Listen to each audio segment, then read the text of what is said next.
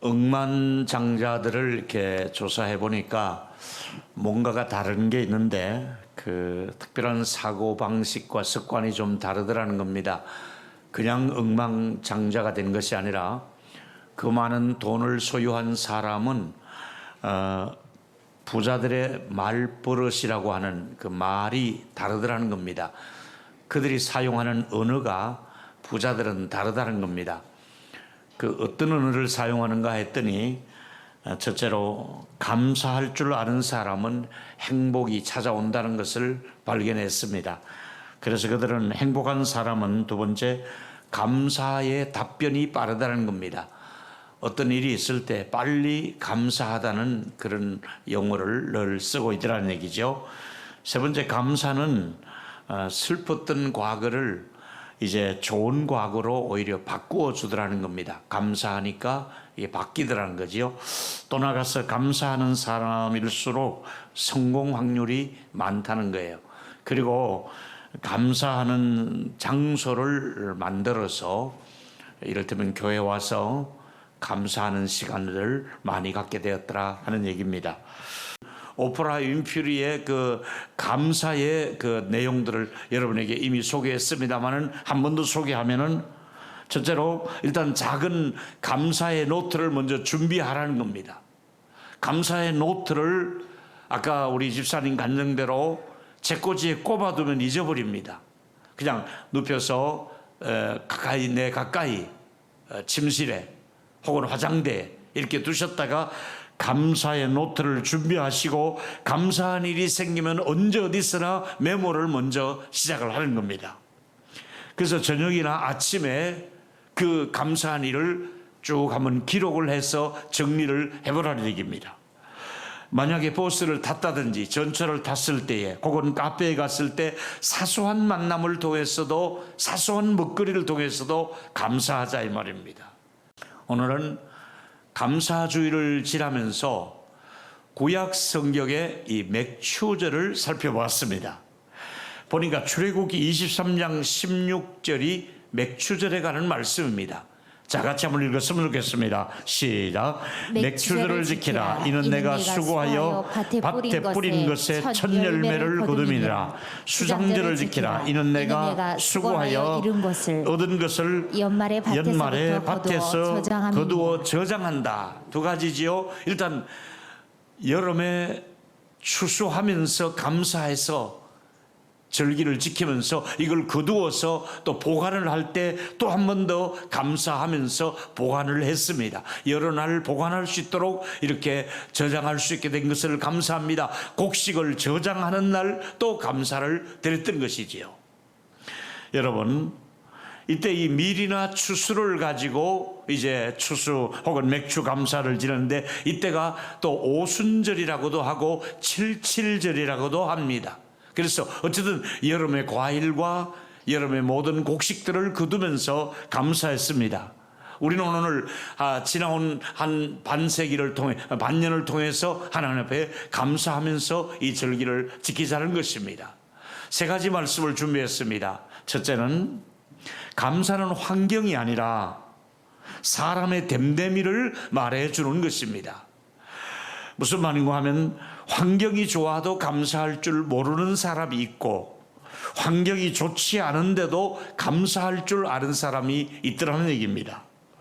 감사할 만한 상황인데도 감사할 줄 모르는 사람들이 있고 또 감사할 만한 상황이 아닌데도 감사하고 있다는 것을 생각할 때 여러분은 어떤 쪽에 서 있습니까? 여러분은 감사할 만한 환경인데 감사를 잃어버렸지 않습니까? 여러분들은 또 감사할 만한 상황이 아님에도 불구하고 감사하시는 이런 삶을 살고 있는지요? 제가 어떤 책을 보다 보니까 자동차 회사의 그 헨리 포드에게 도와달라는 편지가 왔습니다. 어느 시골 학교의 여교사께서 음악 시간에 피아노가 없으니까 좀 피아노를 구입하고 싶은데 이 시골 학교에 돈이 없어서 피아노 한 대 값을 요구했습니다. 요즘 뭐 그랜드 피아노 같은 거는 보면 다 1,000만 원 이상 됩니다. 한 1,000만 원을 부탁을 했다고 생각합니다. 그런데 여기저기서 하도 많이 오니까 다 들어줄 수 없어서 이 회사에서 아마 10,000원 정도를 보냈던 것 같습니다. 그러니까 이 여선생님은 실망하지 않고 주신 그 돈으로 씨앗을 샀습니다. 그래서 주변에 옥수수를 심고 학교 텃밭에다가 이것저것 씨앗을 사가지고 심어서 그 곡식을 거두고 또 뿌리고 또 거두어서 이렇게 한 다음에 피아노 살 대금이 마련된 겁니다. 그래서 피아노를 샀습니다. 그리고 헨리 포드에게 이렇게 회사에서 주신 당신의 돈으로 이렇게 농사를 지어서 그 다음에 이렇게 피아노를 구입하게 되어서 감사합니다 하는 편지를 드렸습니다. 이 편지를 받은 헨리 포드는 너무너무 감동이 되어줘서 그 학교에다가 약 10억 가까이를 기부를 해 주었습니다. 할렐루야. 이게 뭘 말해주고 있습니까?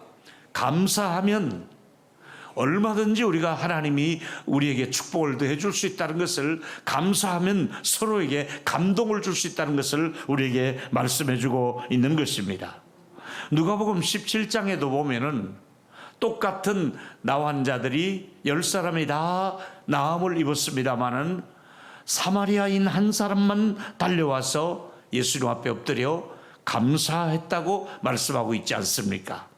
뭘 말해주고 있습니까?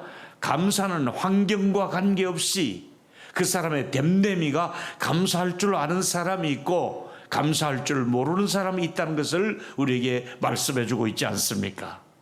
감사를 드리는 자는 하나님을 영화롭게 한다고 오늘 시편 50편 23절에 말씀하고 있지 않습니까? 여러분, 감사할 수도 있고 안 할 수도 있습니다.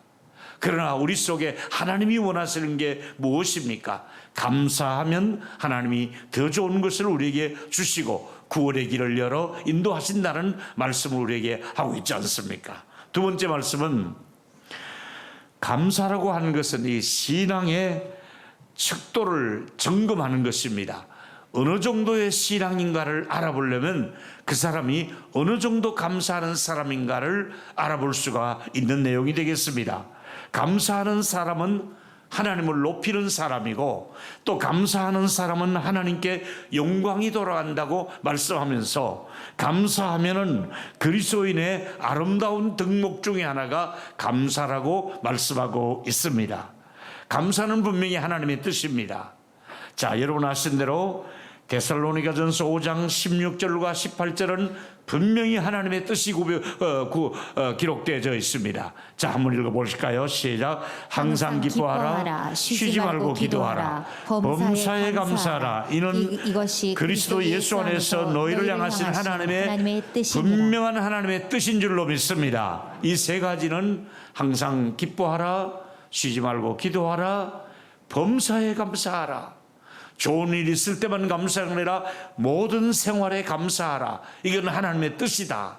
감사가 하나님의 뜻인 줄 알고 이 말씀을 받으시기를 축원합니다. 감사가 하나님의 뜻입니다. 여러분이 감사의 생활 수준을 한번 체크해 볼 필요가 있습니다. 감사를 잃어버린 사람은 감사를 다시 시작하면 됩니다. 또 감사를 잘 모르는 사람은 다시 감사를 시작하면 됩니다. 뿐만 아니라 감사하면 영육이 윤택해지기 때문에 감사해야 됩니다. 감사도 습관입니다. 감사가 체질이 되어야 됩니다.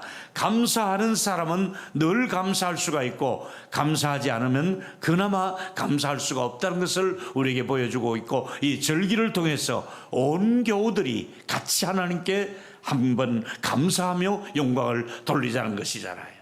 자, 세 번째 얘기는 유대인들이 절기를 지키면서 받은 은혜를 베푸는 모습을 우리가 배울 수가 있습니다.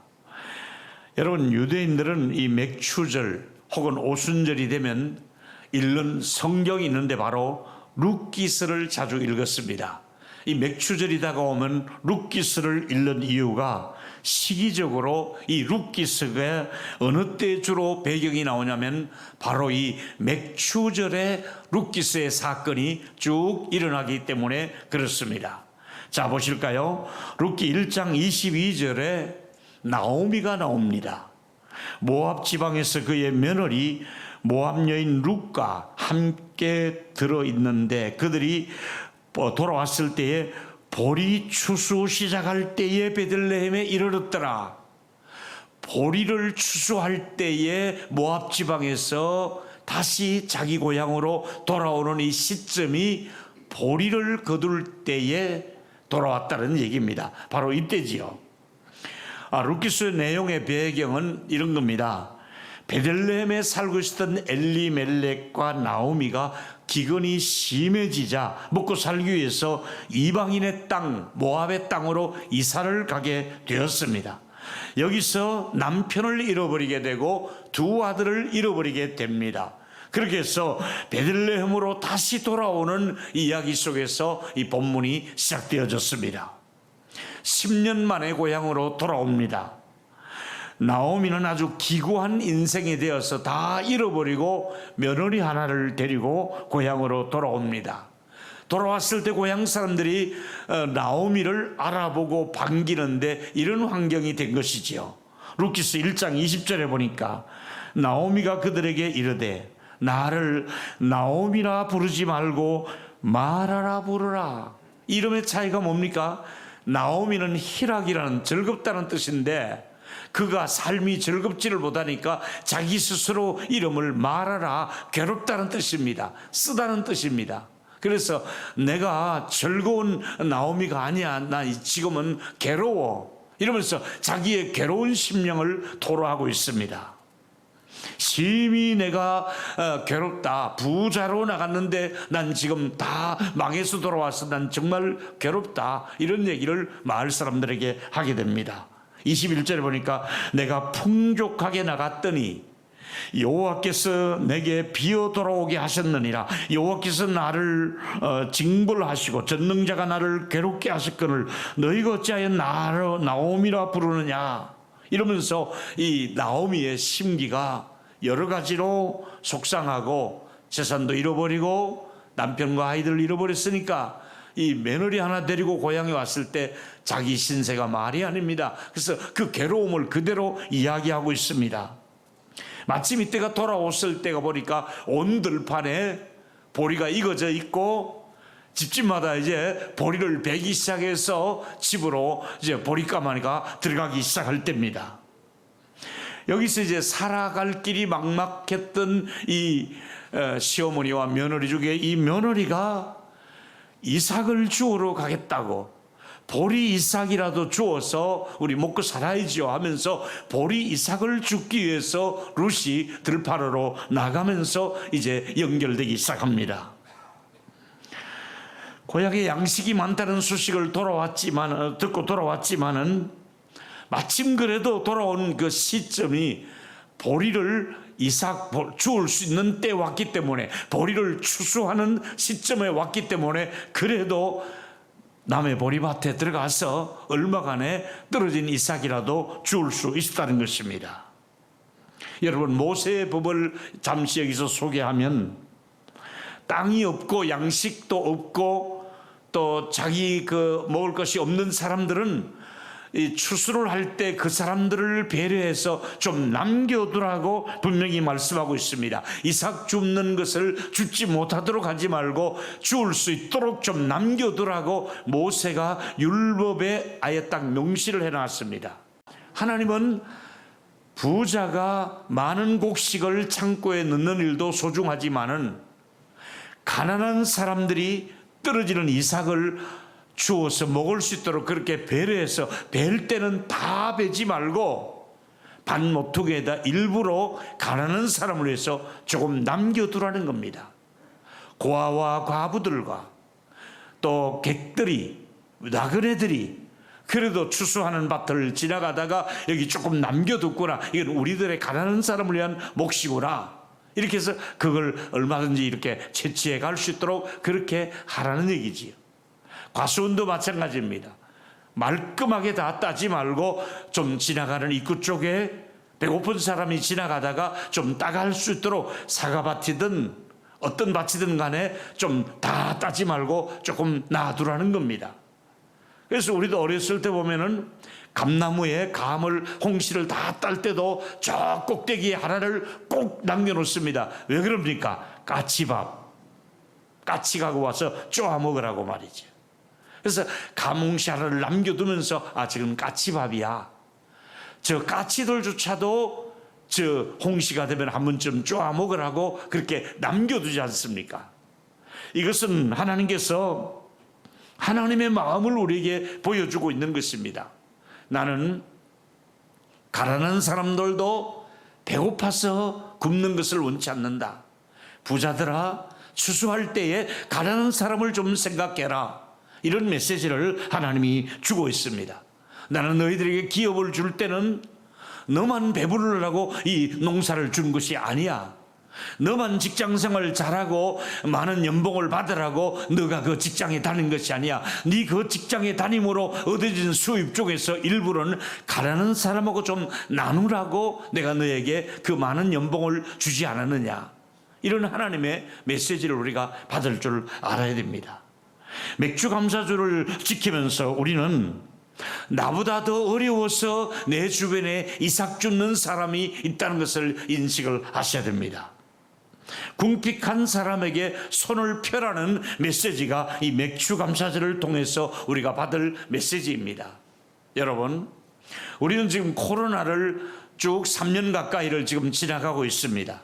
근데 올해만 해도 벌써 6개월을 이제 지나가게 하면서 우리는 이 6개월 동안에 정말 형편들이 어렵고 고통스럽게 지나는 가운데서도 그럼에도 불구하고 우리가 따뜻한 손을 펼 수 있도록 하나님이 우리에게 은혜를 주시니 얼마나 감사합니까? 여러분들이야말로 지금 여러분 주변에 이삭 주우러 온 사람이 있다 생각할 때 보아스의 마음을 가져야 되는 것이잖아요.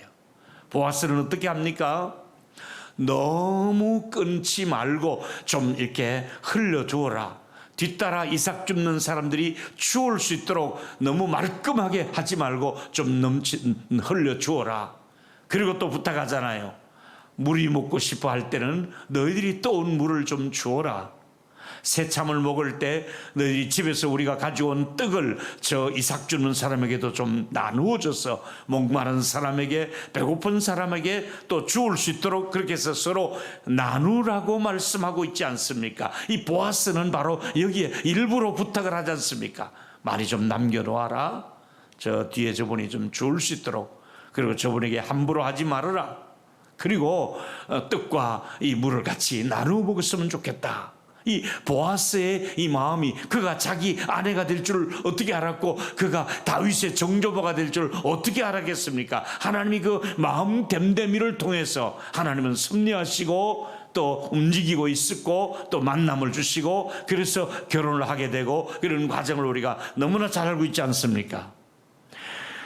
저는 이 맥주감사주의를 준비하면서 목회자로서 묵상을 하면서 감사했던 일은 외부에 도울 수 있을 때마다 도와줄 수 있는 이 마음에 긍휼히 여기는 마음을 주신 것, 그 도와달라는 말을 듣고 무시하지 않고 그래도 도와야지 하는 이 마음을 긍휼히 여기는 마음을 주신 것이 너무나 감사하고, 또 교회가 어떤 일을 할 때에 못마땅하게 여기시거나 아니면 왜 꼭 그렇게 해야 됩니까? 왜 우리의 헌금이 그런 쪽으로 쓰여져야 됩니까? 이런 식으로 여러분들이 좀 이렇게 딴지를 걸거나 또 못마땅해 하는 분이 한 분도 없도록 정말 열린 마음을 가지고 선교사들이 오면 선교사들을 도울 수 있도록, 또 시골에 어려운 교회가 있으면 어려운 교회를 도와줄 수 있도록, 그래서 어떨 때는 교회를 수리해 주기도 하고, 또 수리를 받았던 지난번 교회가 목사님 비가 와도 지금 새지 않고 너무나 꿉꿉하고 누수가 심했는데 너무나 좋습니다. 이렇게 전화가 올 때 얼마나 기쁨이 있는지 모릅니다. 서로 우리가 교회를 돕고 선교지를 도울 수 있도록 우리 마음을 같이 할 수 있도록 하나님이 우리에게 그런 마음을 주시고 물질을 주신 하나님께 감사하시기를 주의 이름으로 축원합니다. 그런 중에서도 우리가 얼마나 감사합니까? 액수가 문제가 아니라 그 마음을 하나님이 먼저 주셨고, 또 우리가 함께 우는 자와 함께 울 수 있는 이 은혜를 주시니 얼마나 감사합니까? 여러분, 삶이라는 것은 내가 움켜쥐고 있을 때보다도 소소한 것들이지만 나누기 시작하면 그 속에 행복의 열매가 맺고 감사의 축제가 열리는 줄로 믿기를 바랍니다. 나누기 시작해야 되는 거예요. 자, 보세요.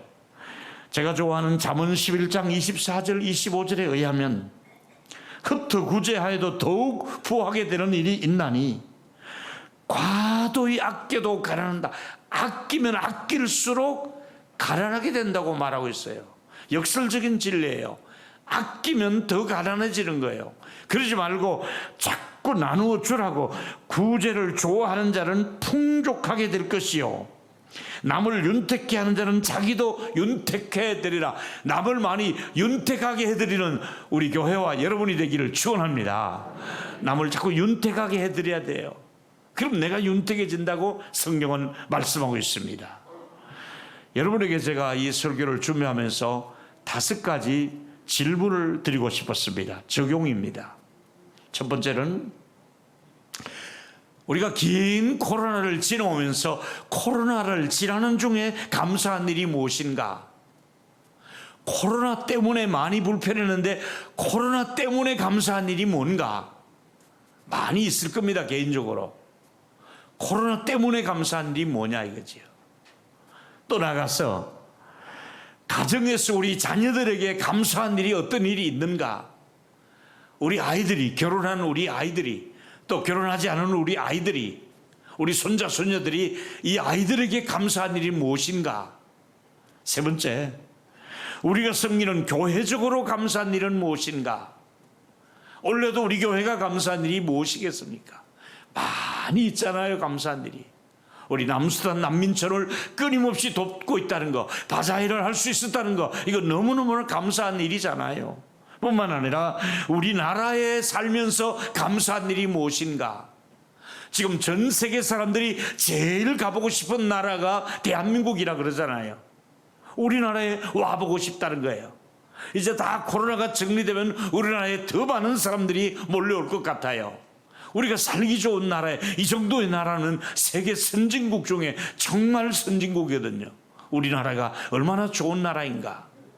올 6개월 지난 중에 정말 감사한 일이 무엇인가 많이 생각해 보았습니다. 모든 감사를 하나님께 돌리라고 말씀하면서 시편 136편 23절을 보니까 감사한 내용들이 많이 있습니다. 먼저 우리를 비천한 가운데서 기억해 주신 이에게 감사하라. 비천한 우리를 하나님이 하나님의 자녀로 삼으셨으니 얼마나 감사한가. 우리를 대적의 손에서 건지셨으니 얼마나 감사한가. 악한 사단이, 그리고 위험한 일이 얼마나 많이 있는데 그 위험지역에서 악한 사탄의 모든 그 올무에서 우리를 벗어나게 하신 것 얼마나 감사한가. 모든 육체에 먹을 것을 주신 이에게 감사하라. 이제 말씀을 마무리하겠습니다. 감사하며 사는 것이 분명한 하나님의 뜻인 줄로 믿으시기를 바랍니다. 감사하고 사는 하나님의 뜻입니다. 3가지 말씀드렸습니다. 같이 한번 읽겠습니다. 나는 시작. 나는 살아가는 환경과 관계없이 범사에 감사하며 살아가고 있는가. 내 환경과 관계없이 감사하라 이거지요. 그런 환경에서도 감사하라. 그럼에도 불구하고 감사하라 이 말이지요. 두 번째, 같이 읽습니다. 시작. 나는 얼마나 감사하는 사람인가. 감사할수록 성숙한 신앙인 것을 잊지 말게. 성숙한 사람일수록 감사하는 것이잖아요. 세 번째, 같이 읽습니다. 시작. 우리는 절기를 지키며 받은 은혜를 베풀 수 있는 그리스도인이 되고 우리 동일교회가 은혜를 많이 받고 축복을 받아서 베푸는 교회가 되기를 주의 이름으로 축원합니다.